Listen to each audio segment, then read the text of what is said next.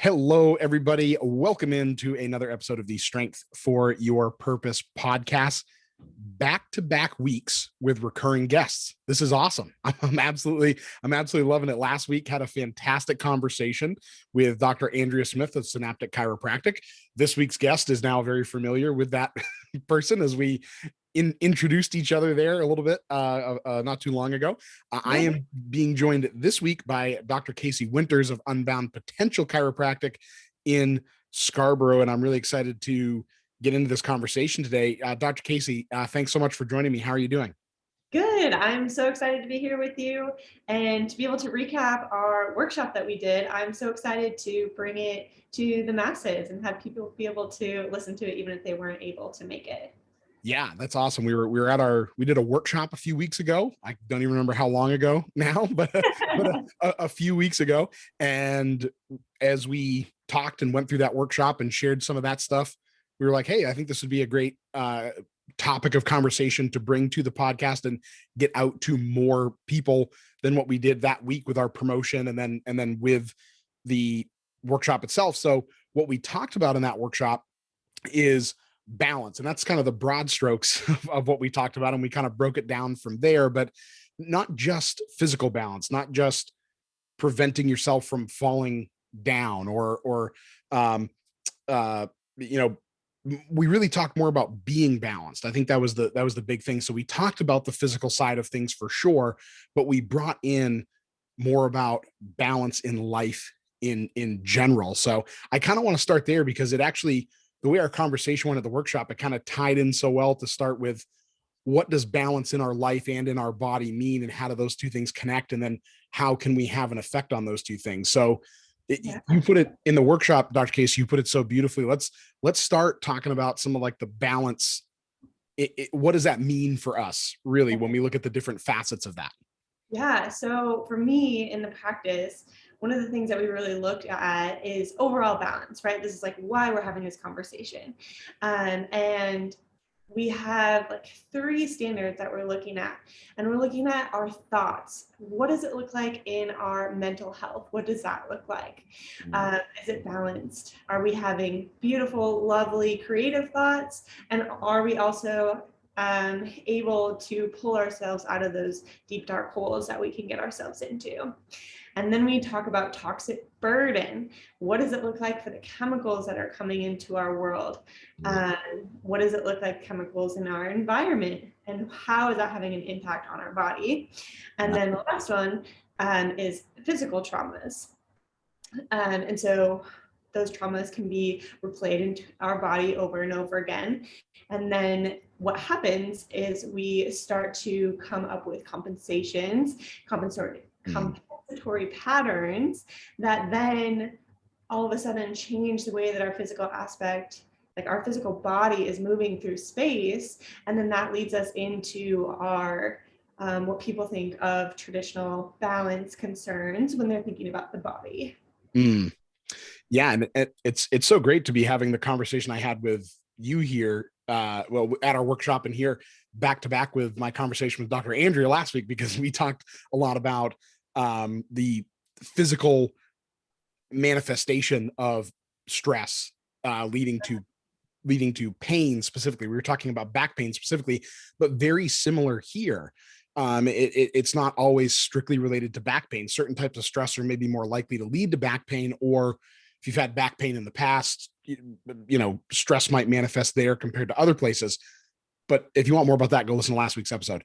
But in this case, I think you're right that all of the systems that lead to balance, and again, those areas you talked about, we have all 3 of those areas you talked about, which sort of almost ends with our physical balance, but any increase or decrease in, I guess we'll call it like tone, of any 3 of those areas is going to affect the other 2, right? More or less of one of the 3 is going to affect the other 2. And I would love to hear your take on this, but what I see often is, and we talked about this a little bit in the workshop when we were specifically talking about fear of falling, right? I think the other 2, right, the more stress related aspects of that tend to have a slightly bigger impact on the physical realm, rather than vice versa. Does that make sense? So like that third part that you talked about, maybe if that's elevated or decreased, maybe Mhm. doesn't move the needle as much for the other two. But sometimes if the physical part's a problem, the other two impact that even more. Does that make sense? Am I? Yeah, absolutely. So, like, for example, if you have had large amounts of trauma in your body, your system isn't functioning properly, the more, if you have chemical toxins in your body, you might not be able to handle those as well as somebody Mm, whose physical body was in a more highly functioning state. Same right. thing with the mental awareness, the mental thoughts, and being able to process through those. If your system, your physical system is in a much more stable, balanced place, Mhm. right? You'll be able to see that moving through some of those concerns can be a lot more simple. Sure, sure. And that great example. I was trying to come up with the right way to articulate that. But yeah, I do all three of them affect each other. But but Definitely. but I have noticed that if your physical body, your physical performance, let's say, is at a higher level, when those other two are lower, it you can handle it a little better. Right. Versus if your physical performance is lower and those two things are either ramped up or ramped down, it has an even bigger effect on that physical performance, I think. Um, Absolutely. we see that physical manifestation happen a little bit more in those situations. No, that's fantastic. And in what are the types of things that you're seeing a lot of maybe right now that are really affecting those three areas of balance for people? What types of things are you helping your practice members a lot with right now in those few realms that we're talking about? Yeah. So this isn't necessarily what is super prevalent in the practice right now. We just kind of came out of that season, but allergies, Mm, um, that is an environmental, your body identifies it as a toxin. And so it starts to manifest all of the chemicals to fight against that toxin, and then you have increased inflammation in your body, and then it exacerbates the problem, and then all of a sudden you may have started with allergies, but now you're stressed out because you have allergies and your life is limited, you have to stay inside, mm. and now you're spending more time on the couch, and then all of a sudden you have neck pain and you have low back pain. Like, it all weaves together. Yeah, yeah. And I think that's another good point to make is sometimes these things don't always affect each other directly, right? Like just because you have a stuffy nose and a scratchy throat doesn't mean your left knee is going to hurt. But if you change your movement patterns because you're down and out, not feeling so great with allergies, and then as those allergies wear off, you go out to mow the lawn again, right? Because you can get outside again. Uh, Now your knee or your back or whatever hurts because you just did nothing for 2 weeks and then Yeah. you went out and did something right. So it's some of it's indirect, but some of it can be direct as well. The other thing that really comes to mind as we talk about this stuff too is the fact that all of these areas, especially when we're talking about the sort of mental emotional stress aspect of balance, as well as Mhm. the physical balance, the things that go into our body moving in space and our mental emotional stress and response to that stress are all interpreted in fairly close proximity to each other in our brain, and require different but very similar parts of the nervous system to travel throughout our body and analyze that response. So talk a little bit about that. Like how Yeah, does well, that I'm play a actually role? gonna pull you right back in, because when we talked about it in the workshop, you talked about these, it was it 3 or 5 areas that really, Five. okay, I thought so. Yeah. And I thought that was beautiful. And I'd love for you to share that. Yeah, so that's kind of what I was thinking of when I was going through what I was just saying there. Yeah, so the our five main areas of physical balance are our muscles, strengthen our muscles, our joints and bones, the health of our bones and the movement of our joints. We have our nervous system itself, its ability to tell us where our body and where our limbs are in space, as well as feeling the ground we're walking on, things like that. our vestibular system, which is a system that senses movement and what we call angular velocity. We won't go there. That's too shop talk here, I think. But senses movement in our the way our body and head is moving in relation to each other and in relation to our environment around us. That's in our inner ear, and then our eyesight. So those are the 5 main areas that all have to be working, talking, communicating together to keep our physical body moving upright in our physical space. And but the one thing, different parts of our nervous system are part of what I mentioned there, but every single one of those 5 things involves two-way communication with the nervous system. And when we talk about specifically our muscles, those parts of our nervous system, which we call proprioception, telling us where our body is in space, our vestibular system, and our eyesight, those 4 specifically are all talking together simultaneously as we're moving our body through space. Specifically when we're standing still, maybe not as much, but when we're moving and trying to keep like our physical balance, Yep. they're all talking in different loops with each other very seamlessly. So as you were talking about those 3 realms of balance within our body and in our health, it always piques my interest to think about how all of those things are interpreted in many different areas of the brain, but a lot of them are in very close proximity to where we might interpret pain or where we might interpret stress and emotion and things like that. They're all in very close proximity to each other in a few areas of the brain. So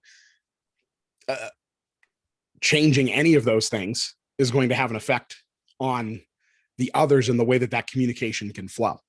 Absolutely. And I think it's really important to note too that the nerves that you're talking about, how they communicate so closely together, they actually live very closely together in your body, right at the base of your spine, or excuse me, at the base of your skull. So the C1, C2, C3 houses the nerves that go to your eyes and your ears. And at C1, there's 78 trillion nerves that travel through that very top bone. So you can imagine if one of those bones, or there's pressure being placed on the nervous system at the very top, not only will it be a cascade effect to the rest of the body, but it has immediate impacts on your balance. Mm-hmm.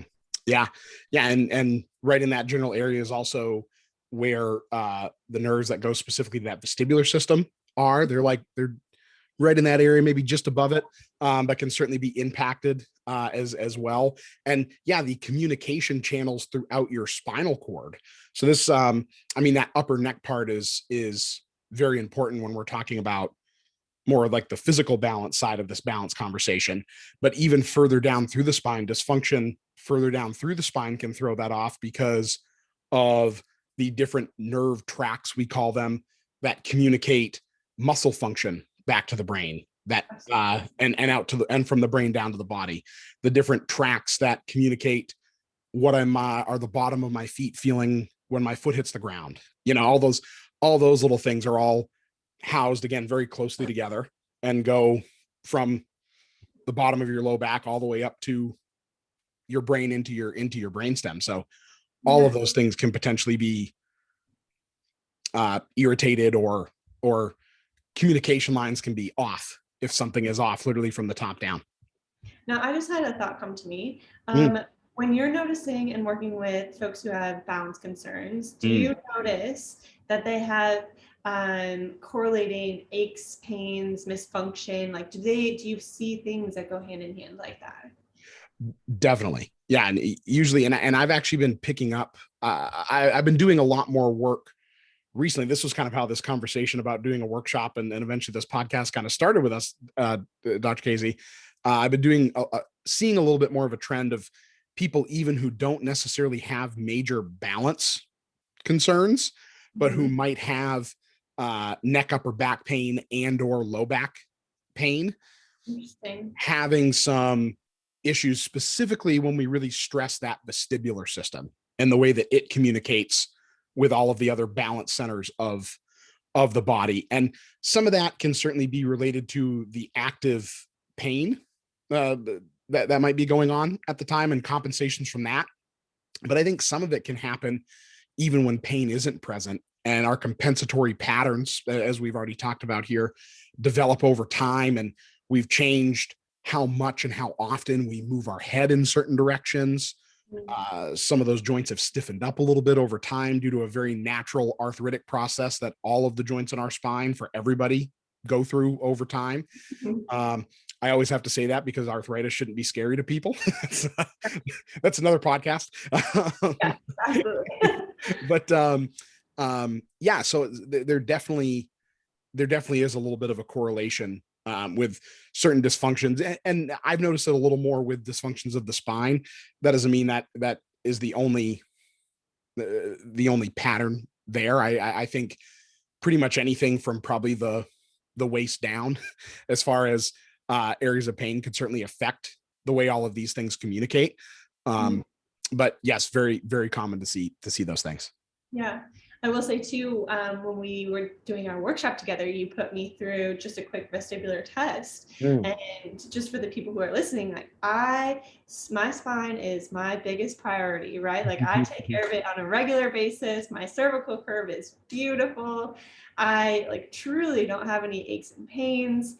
But Dr. Phil had me go through this very short vestibular test, and it had me dizzy. I was dizzy. So even though I wasn't showing up with some of the like correlating symptoms that we just talked about, it is still something that I could work on a regular basis. For sure. And there's a lot that goes into that. I think I'm starting to think and to see that a lot of it, I think, has to do with our environmental stimuli on that system.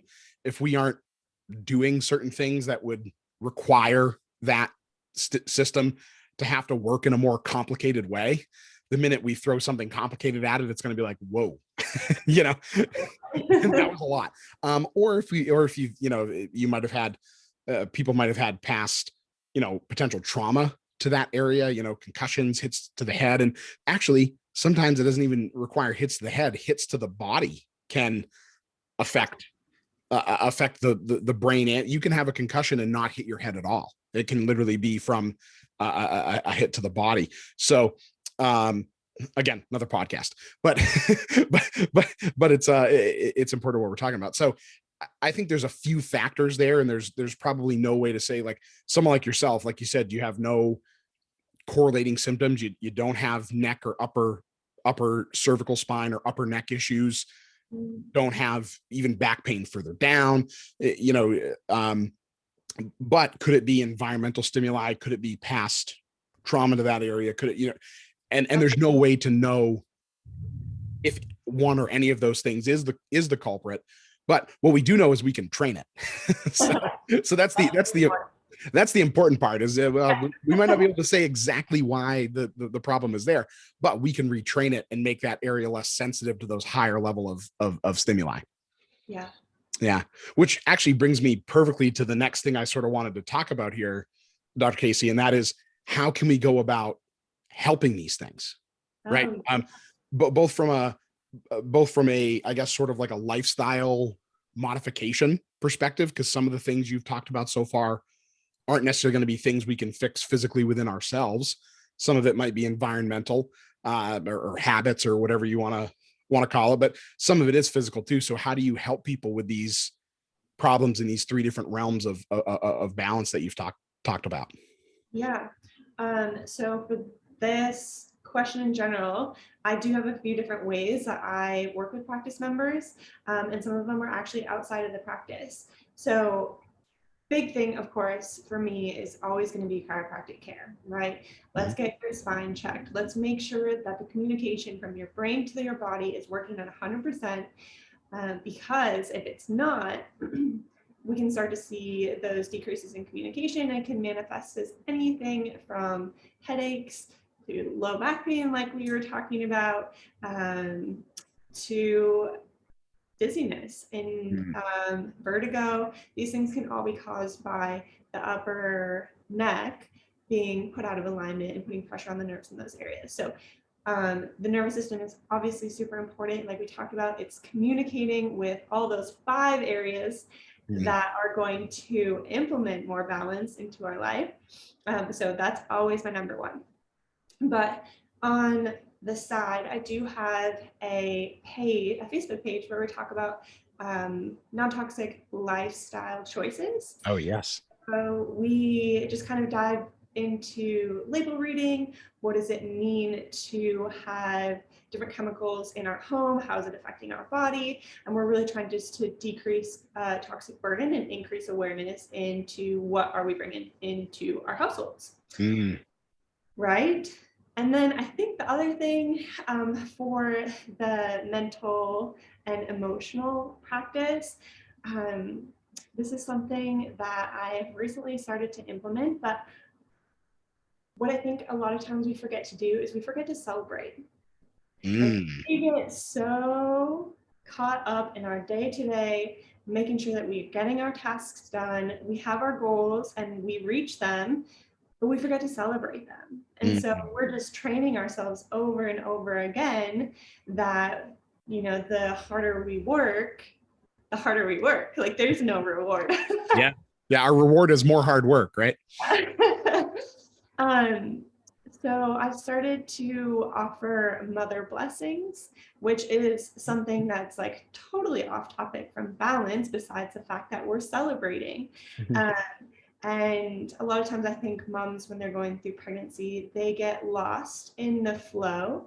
All of a sudden, all of their habits are changing. Their diet is changing. Their sleep schedule is changing. All the questions are about baby. All decisions are about baby. And like, what happens to mom? We forget that she's going through this beautiful creative process. Yeah. And so this is just a ceremony to celebrate her and bring her loved ones together to really honor and create a safe space around her. Oh, cool.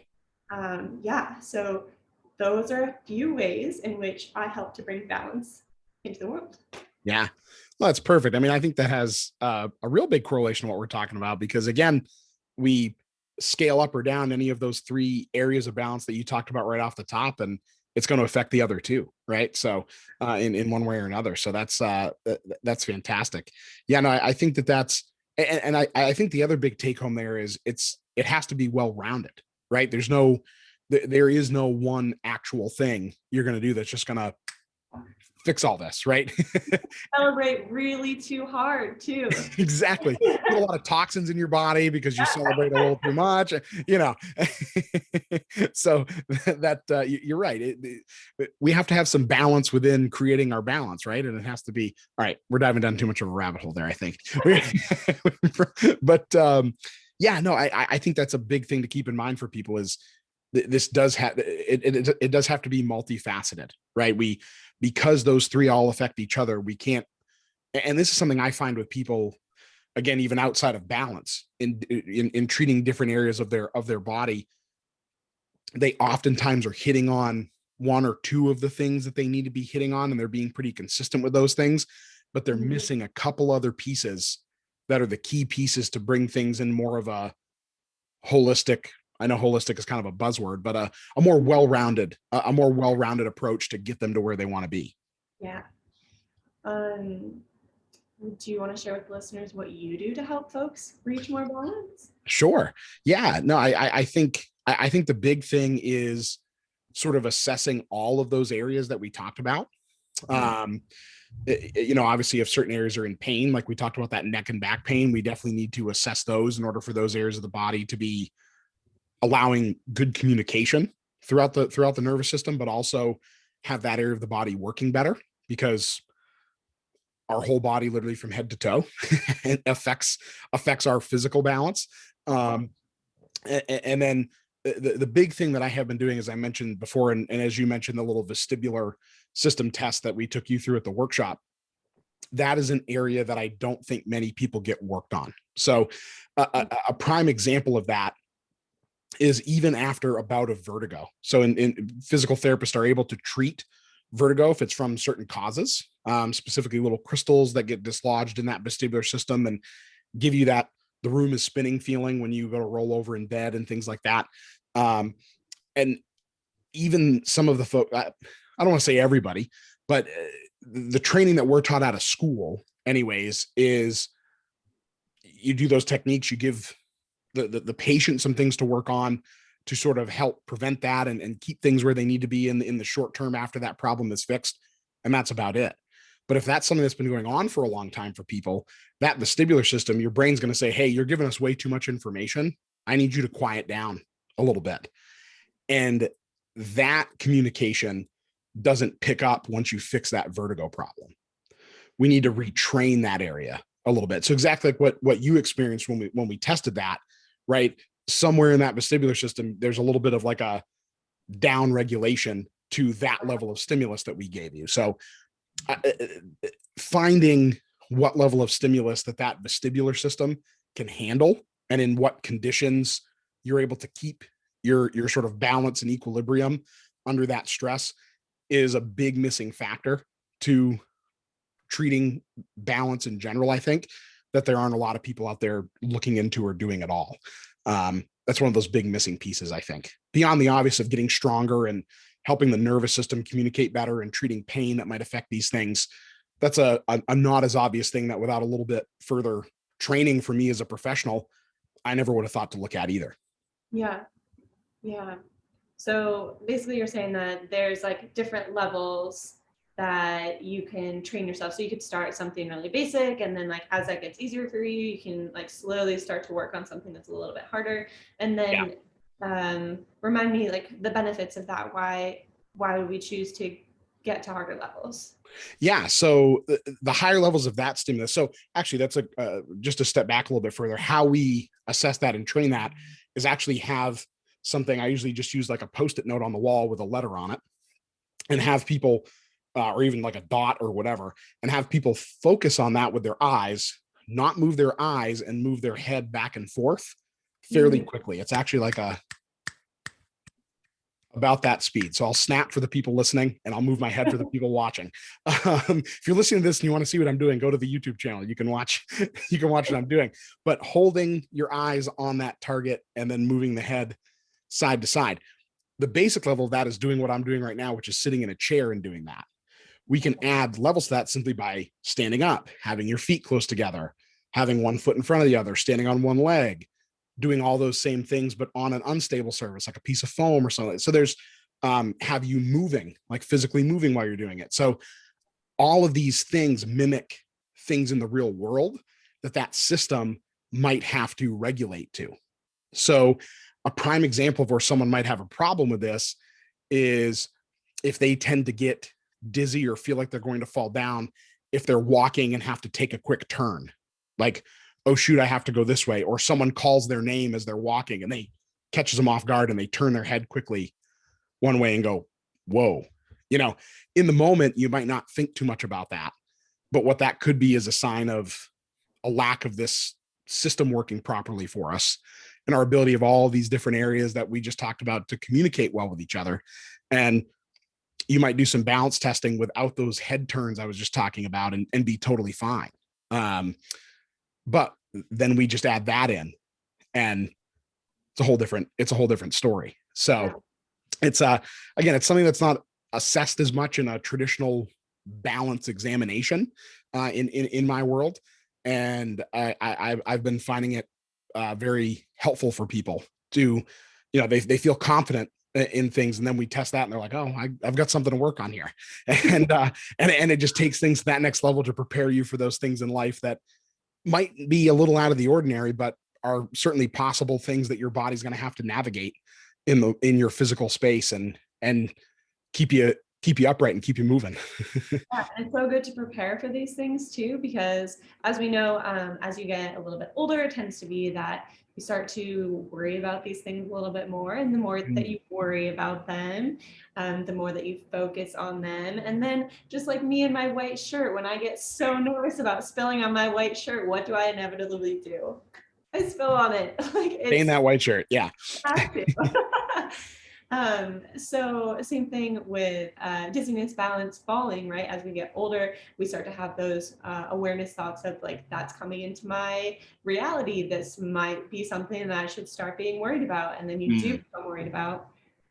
And then this is what happens, right? So these are all coming to see me at the practice, working with Dr. Phil on some vestibular testing.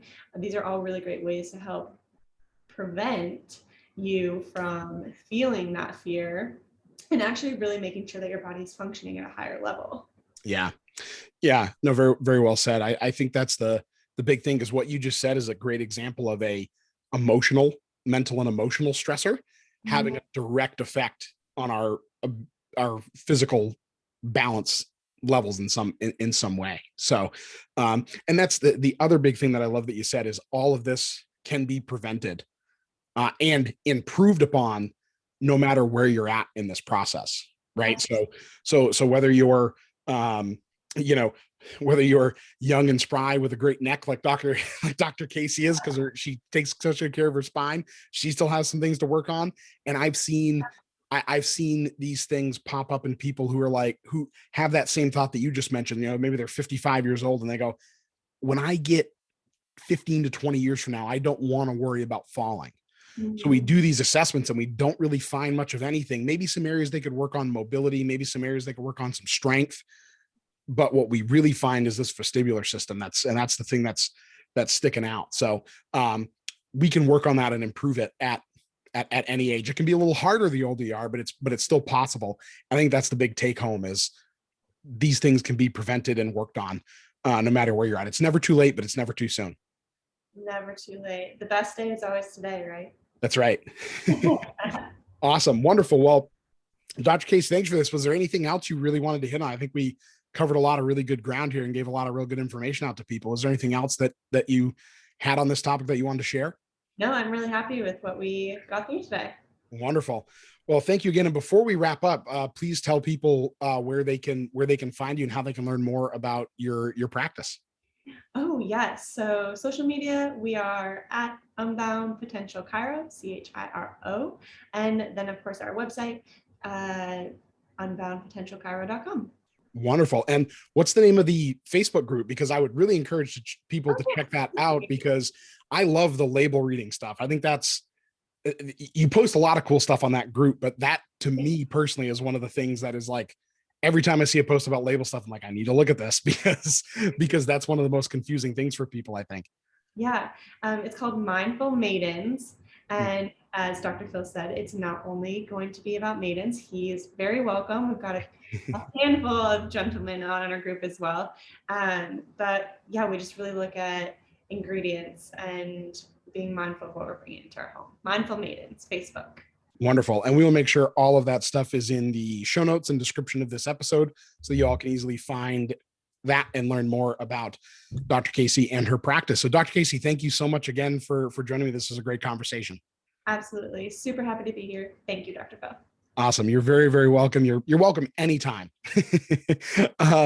Thank you all out there so much for listening, watching, however you took this episode in. I appreciate it.